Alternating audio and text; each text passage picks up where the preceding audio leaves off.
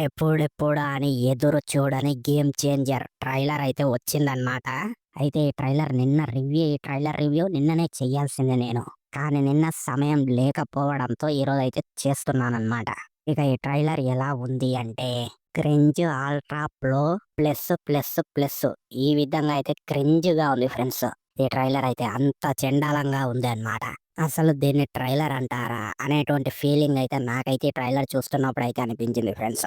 అదే విధంగా ఈ సినిమా పొలిటికల్‌లో భాగంగా ఈ సినిమా స్టోరీ లైన్ రన్ అయితే అవకాశం అయితే ఉంది.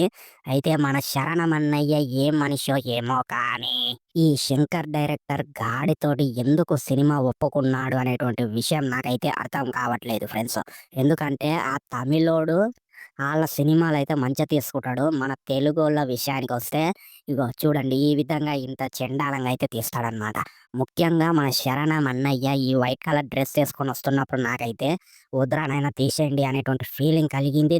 దాంతో పాటు సినిమా ట్రైలర్ చూస్తున్నప్పుడు సగంలోనే ఆపేద్దాం అనేటువంటిదైతే నాకైతే అనిపించింది ఫ్రెండ్స్.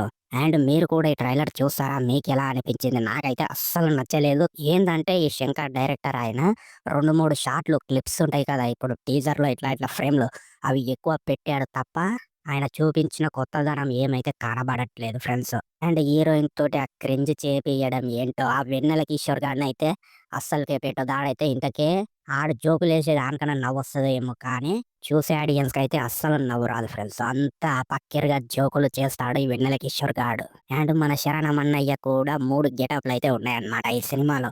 ఒకటేమో కళ్ళద్దాలు పెట్టుకొని, ఇంకోటేమో ముసలోడిలాగా ఇగో ఈ వైట్ కలర్ దుస్తులు వేశాడు కదా! ఈ విధంగా. ఇంకోటేమో ఈ 'భూశ్రీ' సినిమాలో ఉన్నట్టు ఈ ఏషం ఏశాడు మన శరణమన్నయ్య.